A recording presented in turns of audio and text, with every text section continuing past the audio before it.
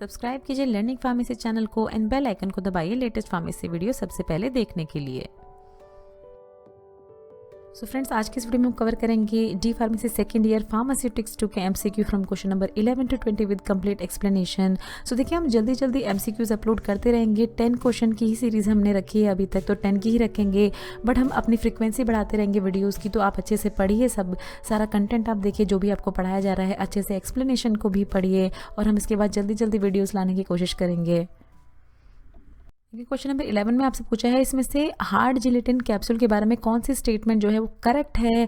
Hard gelatin capsule की body longer होती है, कैप लॉन्ग होती है, बोथ आर इक्वल या बॉडी शॉर्ट होती है एंड वाइड होती है। तो देखिए, इस तरह से आपसे क्वेश्चन पूछे जाते हैं, थोड़ा सा कंफ्यूज किया जाता है आपको।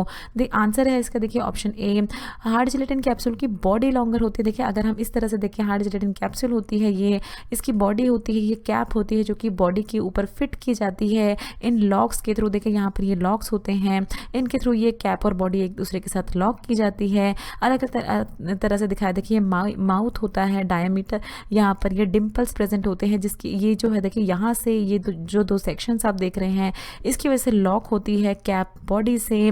तो हार्ड जिलेटिन कैप्सूल क्या ऐसी कैप्सूल होती है जिसमें मेडिकेशन फिल की जाती है, यूजुअली पाउडर्स और पैलेट्स इसमें फिल किए जाते हैं ताकि उनको ईजिली एडमिनिस्टर किया जा सके बॉडी में।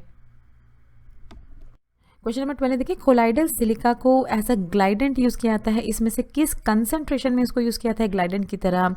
अलग अलग कंसंट्रेशन आपको बताई गई हैं, देखिए सारे ही ऑप्शन में। आंसर है इसका ऑप्शन डी, 0.2% कंसंट्रेशन में इसको यूज़ किया जाता है ग्लाइडेंट की तरह। तो देखिए, कंसंट्रेशन बहुत ही इंपॉर्टेंट होती है ग्लाइडेंट के केस में। अगर किसी जो भी ग्लाइडेंट हम यूज़ कर रहे हैं उसको अगर प्रॉपर कंसंट्रेशन में ना यूज़ किया जाए तो क्या होता है, वो फ्लो को और इनहिबिट करने लगती है। देखिए ये इनहिबिट करने लगती है फ्लोएबिलिटी। ग्लाइडेंट को यूज़ क्यों किया जाता है? इंप्रूव करने के लिए फ्लोएबिलिटी। जब टैबलेट्स जो हैं वो मैन्युफैक्चरिंग मशीन्स में ऑपरेट की जाती हैं तो अच्छे से वो फ्लो हो पाए पूरी ही मशीन से, अच्छे से उनका पूरा ऑपरेशन हो पाए, वो स्टिक ना हो मशीन्स पे कहीं भी। तो इसमें इसीलिए उनमें ग्लाइडेंट्स को ऐड किया जाता है। बट अगर प्रॉपर कंसंट्रेशन में नहीं होगा ये, तो वो ये जो फ्लोएबिलिटी है, ये जो स्मूथनेस है इसकी मशीन के थ्रू आने की, वो उसको इनहिबिट भी कर सकती है। फिर देखिए, बहुत सारे ग्लाइडेंट जो है वो अलग अलग ग्लाइडेंट यूज़ किए जाते हैं। आपको एग्जांपल भी पता होना चाहिए, इनमें से आपसे एग्जांपल भी पूछ ले जाते हैं। देखिए, ascorbyl palmitate, calcium palmitate, then magnesium stearate, fumed silica जिसको कोलाइडल सिलिकॉन डाइऑक्साइड, यही कोलाइडल सिलिका कहा जाता है। देखिए, स्टार्च एंड टेल्क, तो इन सभी को यूज़ किया जाता है as a glidant. Question number 13 है कि जब ड्राई हीटिंग की जाती है 100 डिग्री सेल्सियस पे 1 घंटे के लिए, तो इसमें से क्या करती है? स्टेरिलाइजेशन करती है, किल करती है वेजिटेटिव बैक्टीरियाज को बट उनके स्पोर्स को किल नहीं करती, किल करती है बैक्टीरिया और उनके स्पोर्स दोनों को ही, और नहीं किल करती है बैक्टीरिया और उनके स्पोर्स को। तो देखिए, इस तरह से कंफ्यूजिंग क्वेश्चन आपसे पूछे जाते हैं। आंसर है इसका ऑप्शन बी, जब ड्राई हीटिंग की जाती है देखिए 100 डिग्री सेल्सियस पे 1 घंटे के लिए, तो वो वेजिटेटिव बैक्टीरियाज को तो किल कर देती है बट उनके स्पोर्स को किल नहीं कर पाती। स्पोर्स क्या होते हैं? आप कह सकते हैं कि छोटे छोटे एक्स होते हैं, छोटे छोटे ऐसे बैक्टीरिया होते हैं जो भी पूरी तरह से ग्रो नहीं हुए हैं, उनको स्पोर्स कहा जाता है। तो देखिए, अगर ये टेम्परेचर मीटर पे आप देखें तो देखिए, ये टेम्परेचर होता है जो बिलो 5 डिग्री सेल्सियस, वहाँ पर भी बैक्टीरियल ग्रोथ नहीं होती है।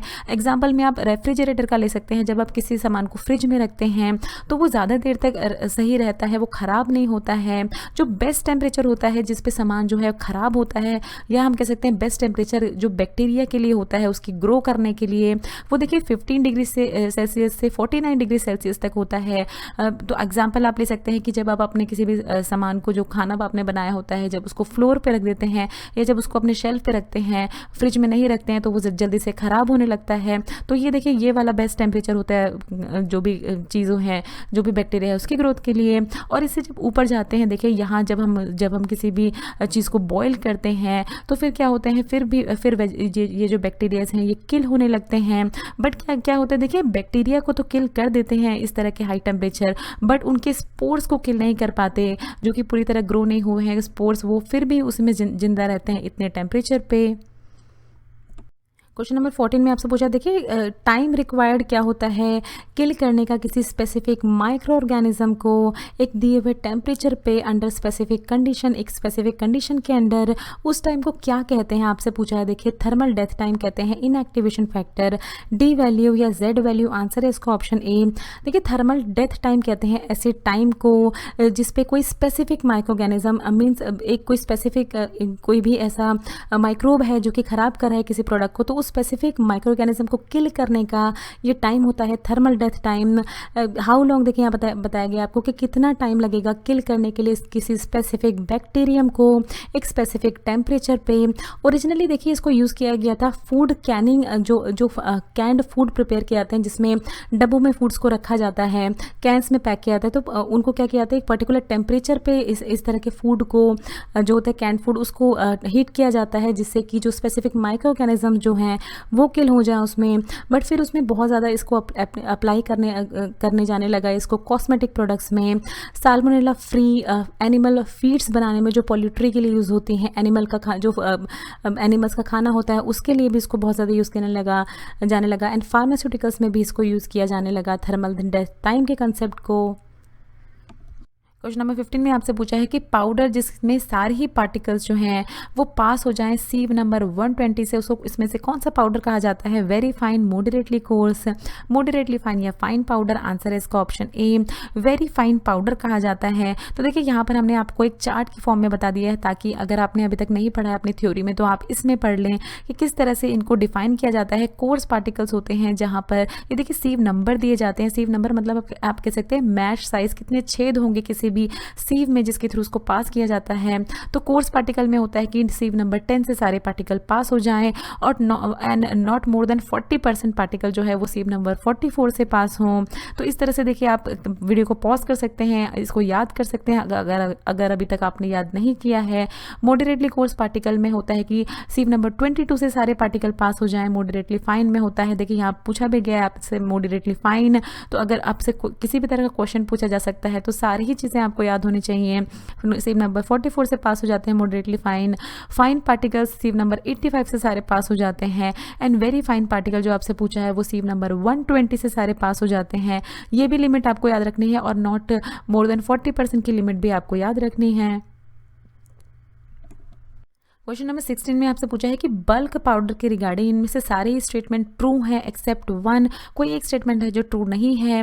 ऑप्शन ए देखते हैं, देखिए consist of solid dry particles contain करते हैं बल्क पाउडर। पार्टिकल जो होते हैं बल्क पाउडर का वो यूनिफॉर्म साइज के होते हैं, क्या ये आपसे पूछा है। कंटेन वन और more active ingredient and usually content non potent medication, तो आंसर है इसका ऑप्शन बी। देखिए पार्टिकल जो बल्क पाउडर में पार्टिकल्स होते हैं वो यूनिफॉर्म साइज के होना ज़रूरी नहीं होता है, बाकी सारी ही चीज़ें होती है। देखिए ड्राई पार्टिकल होते हैं, एक से ज़्यादा एक्टिव इंग्रेडिएंट उसमें हो सकते हैं। मेडिकेशन जो होती है सबसे इंपॉर्टेंट है वो देखिए नॉन पोटेंट होती है। नॉन पोटेंट होने का मतलब है कि अगर उसकी डोज, अगर ये मान लीजिए कोई भी पर्सन है वो पाउडर को ले रहा है तो अगर उसकी डोज थोड़ी ऊपर नीचे हो गई, अगर उसने थोड़ा ज़्यादा ले लिया या थोड़ा कम ले लिया तो उससे कोई ज़्यादा फ़र्क नहीं पड़ता है। नॉन पोटेंट होती हैं। पोटेंट मेडिकेशन होते हैं जो कि बहुत ही हाईली रिस्क पे होते हैं, जैसे डायबिटिक मेडिकेशंस हो गई, बीपी की मेडिकेशंस हो गई जिनकी डोज बहुत ज़्यादा मैटर करती है, उनको कहते हैं पोटेंट मेडिकेशन। तो इसमें बल्क पाउडर के केस में देखिए ये था। बल्क पाउडर क्या होते हैं, ये इंटरनल यूज़ के लिए, इंटरनल जो भी चीज़ें होती हैं उसको ट्रीट करने के लिए यूज़ किए जाते हैं। स्पून से इनको लिया जाता है जनरली। फिर नॉन पोटेंट होते हैं देखिए, और कॉमनली जो यूज़ किए जाते हैं ओरल यूज़ के लिए, जो बल्क पाउडर यूज़ किए जाते हैं उनमें एंटासिड्स यूज़ किए जाते हैं, लग्जेटिव्स यूज़ किए जाते हैं, anti diarrhoeal medications and oral electrolyte mixture, electrolyte जो रिहाइड्रेशन के लिए यूज़ किए जाते हैं। इस तरह के एग्जाम्पल होते हैं बल्क पाउडर्स में। क्वेश्चन नंबर 17 में पूछा आपसे कि केओलिन क्या होता है। इसमें से देखिए बेसिकली आपसे फॉर्मूला पूछा है, फॉर्मूला अगर आपको याद होगा केओलिन का तो आप इसका आंसर दे देंगे। एल्यूमिनियम मैग्नीशियम सिलिकेट है, hydrated aluminium magnesium silicate, aluminium silicate या हाइड्रेटेड एल्यूमिनियम सिलिकेट, आंसर है इसका ऑप्शन डी। देखिए केओलिन क्या है, हाइड्रेटेड एल्यूमिनियम सिलिकेट है केओलिन को, जिसको आप क्ले मटेरियल चाइना क्ले के नाम से भी जानते हैं, जिसकी केमिकल कॉम्पोजिशन होती है देखिए Al2Si2O5OH4। तो aluminium hydrated aluminium silicate means hydrated, देखिए वाटर प्रेजेंट है, एल्यूमिनियम ग्रुप प्रेजेंट है, सिलिकेट, तो दैट इज़ वाई इसका ये नाम पड़ा है। और ये देखिए इस तरह का होता है, वाइट इन कलर होता है। क्वेश्चन नंबर 18 में देखिए वाटर इन ऑयल इमल्सिफायर की HLP वैल्यू, HLP स्केल पे रेंज क्या होगी वो आपसे पूछी है। अलग अलग ऑप्शंस आपको दिए हैं 3 to 6, 10 to 13, 14 to 20, 25 to 30। Answer है इसका ऑप्शन ए। देखिए 3 to 6 होती है HLP वैल्यू पे इसकी रेंज, यहाँ पर हम देख रहे हैं देखिए 3 to 6 water in oil emulsifying agent की। तो फिर से हम आपको कह रहे हैं देखिए जो आपसे क्वेश्चन पूछा है सिर्फ आपको वही नहीं याद करना है, आपको सारी ही रेंजेस याद होने चाहिए। कुछ भी आपसे पूछा जा सकता है, वीडियो को पॉज करिए और सारी ही रेंजेस जैसे एंटी फॉर्मिंग एजेंट्स की 2 to 3 रेंजेस ये आप पढ़िए, ये आपको याद होने चाहिए। वेटिंग एंड स्प्रेडिंग एजेंट की 7 to 9 होती है, oil in water emulsifying agent की 8 to 16 होती है, डिटर्जेंट की 13 to 15 एंड सोल्युबलाइजिंग एजेंट की 15 to 18 होती है। HLP वाली इस तरह का देखिए HLP स्केल जो है इस तरह का स्केल होता है जिसपे जितना कम नंबर होता है उतना ही ज़्यादा जो इमल्शन होता है वो ऑयल सोल्यूबल होता है, जितना ज़्यादा नंबर इसका बढ़ता जाता है उतना ही इमल्शन जो है वो हाइड्रोफिलिक वाटर सोल्यूबल बनता जाता है। वाटर इन ऑयल इमल्शन होता है जो कि ऑयल सोल्यूबल होता है, देखिए जहाँ पर वाटर जो है वो डिस्पर्स्ड होते हैं, डिस्पर्स्ड फेस होता है, और ऑयल है ये डिस्पर्जन मीडियम होता है। तो इसीलिए आपको सारी ही रेंजेस याद होने चाहिए। और एक बात आपको बतानी है, देखिए मान लीजिए आपको ऑप्शन में पूछा गया है ऑयल इन वाटर इमल्सिफायर, यहाँ पर देखिए ऑयल इन वाटर इमल्सिफायर की 8 to 16 है, और ऑप्शन में आपको इस तरह के ऑप्शन दिए गए हैं जो कि आपको कंफ्यूज कर सकते हैं। बट देखिए ऑप्शन भी 10 to 13 आपको यहाँ बताया गया है। ये 10 to 13 जो है ये 8 to 16 के रेंज के अंदर आता है। देखिए 8 to 16 के अंदर ये 10 to 13 आ सकता है।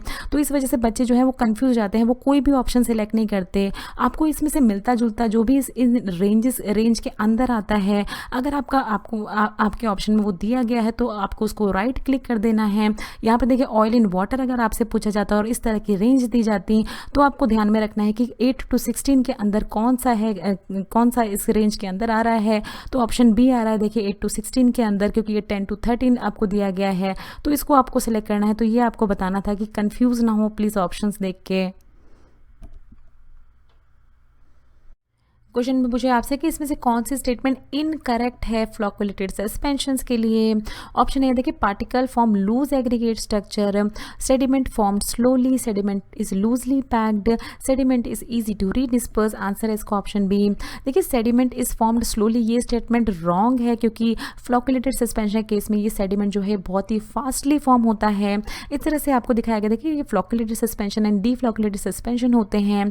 ये यहाँ पर ये देखिए सेडिमेंट होता है और ये सुपर निटेंट लिक्विड होता है। जैसे जैसे टाइम पास होता रहता है वहाँ वैसे वैसे देखिए फ्लॉकुलेटेड सस्पेंशन में इस तरह का सेडिमेंट जो है वो बहुत ही फास्ट फॉर्म होता है। देखिए यहाँ पर आप देख सकते हैं डीफ्लॉकुलेटेड सस्पेंशन के केस में ये सेडिमेंट जो है ये बहुत ही स्लोली फॉर्म होता है टाइम बीतने के साथ साथ। तो ये स्टेटमेंट देखिए ये वाली रॉन्ग है। फिर आपको हम पहले भी इस तरह का डिफरेंस बता चुके हैं दोनों के ही केस में, आप फिर से देख सकते हैं क्योंकि कुछ भी आपसे पूछ सकते हैं ना इसमें इस क्वेश्चन के बारे में। सो देखिए फ्लॉकुलेटेड में लूज एग्रीगेट्स होते हैं, डीफ्लॉकुलेटेड में इस तरह के लूज एग्रीगेट नहीं बनते हैं। सेडिमेंटेशन रेट हाई होता है फ्लॉकुलेटेड सस्पेंशन में, इसमें सेडिमेंटेशन रेट लो होता है। यहाँ पर देखिए क्वेश्चन यही था आपका, सेडिमेंट जो है फ्लॉकुलेटेड सस्पेंशन में बहुत ही जल्दी बनता है, इस केस में डीफ्लॉकुलेटेड केस में इस तरह का सेडिमेंट बहुत ही स्लो बनता है। यहाँ पर आपको बताया गया देखिए कि पार्टिकल जो है वो इजिली रीडिस्पर्स्ड करे जा सकते हैं फ्लॉकुलेटेड सस्पेंशन केस में क्योंकि वो लूजली एग्रीगेट हैं, बट डीफ्लॉकुलेटेड के केस में इस तरह से रीडिस्पर्स नहीं किए जा सकते आसानी से। और फ्लॉकुलेटेड सस्पेंशन क्योंकि देखिए जो सेडिमेंट है वो नीचे सेटल डाउन हो जाते हैं, तो इस तरह का जो सस्पेंशन होता है फ्लॉकुलेटेड वो एलिगेंट दिखता है, अच्छा दिखता है अपीयरेंस में। मतलब बट डीफ्लॉकुलेटेड सस्पेंशन केस में इस तरह का जो सस्पेंशन होता है वो थोड़ा सा क्लाउडी दिखता है, थोड़ा सा धुंधला दिखता है। क्वेश्चन नंबर 20 में आपसे पूछा है लैटिन टर्म ऑरेस्टेले इसमें से किसको रिप्रेजेंट करती है? माउथ वॉश, नोज वॉश, आई लोशन या ईयर ड्रॉप? आंसर है इसका ऑप्शन डी, ईयर ड्रॉप को कहा जाता है देखिए लैटिन में ऑरेस्टेले। फिर देखिए माउथ वॉश को क्या कहा जाता है? माउथ वॉश कॉल्यूटोरियम कहा जाता है, इसको एब्रीविएट किया जाता है, मतलब प्रिस्क्रिप्शन में कॉल्यूट के नाम से लिखा जाता है इसको, माउथ वॉश होता है ये। फिर नोज वॉश को देखिए कॉल्यूनेरियम से होता है, इसके लैटिन टर्म में इसको एब्रीविएट किया जाता है, कॉल्यून के नाम से इसको प्रिस्क्रिप्शन में लिखा जाता है नोज वॉश। एंड देन कोलाइरियम होता है देखिए आई लोशन के लिए यूज़ किया जाता है, कॉलर के नाम से इसको एब्रीविएट किया जाता है, मतलब प्रिस्क्रिप्शन में इसको लिखा जाता है इन फॉर्म्स में, ताकि जो भी फार्मासिस्ट है उसको समझ में आ पाए कि क्या प्रिस्क्राइब किया है डॉक्टर ने। आई लोशन होता है, तो सबके बारे में ही आपको पता होना चाहिए। देखिए बहुत ही क्लोज इनके नाम होते हैं। और आपकी सहूलियत के लिए हम क्या करेंगे कि हम अपने डिस्क्रिप्शन बॉक्स में एक लिंक देंगे आपको, जहाँ पर सारी ही एब्रीवेशंस दी गई हैं। आपको सारी ही एब्रीवेशन पता होनी चाहिए, क्योंकि एब्रीवेशन में से बहुत सारे क्वेश्चंस आते हैं, तो वो आप ज़रूर देखें। हमारे डिस्क्रिप्शन बॉक्स में इस लिंक को क्लिक करके आप ज़रूर देखें वो। So thanks for watching. Next video में हम कवर करेंगे फार्मास्यूटिक्स 2 के MCQ from question number 21 to 30 with complete explanation. So friends हमारी वीडियो को ज़रूर लाइक कीजिए, शेयर कीजिए अपने फ्रेंड्स के साथ। अगर आप चैनल पर पहली बार हैं तो चैनल को प्लीज़ सब्सक्राइब कीजिए। हर वीडियो आप तक पहुँचाने में बहुत मेहनत करनी पड़ती है, हमको बहुत सारा कंटेंट प्रिपेयर करना पड़ता है, तो प्लीज़ सपोर्ट करिए हमारे चैनल को सब्सक्राइब करके। अगर आपका कोई भी सवाल है तो नीचे दिए हुए कमेंट बॉक्स में आप हमसे कुछ भी पूछ सकते हैं। ये कुछ हमारे रिलेटेड वीडियोस के लिंक हैं जिन पे क्लिक करके आप उनको देख सकते हैं। दोस्तों लर्निंग फार्मेसी पे आने के लिए और ये वीडियो देखने के लिए आपका बहुत बहुत शुक्रिया। मिलते हैं अगले वीडियो में।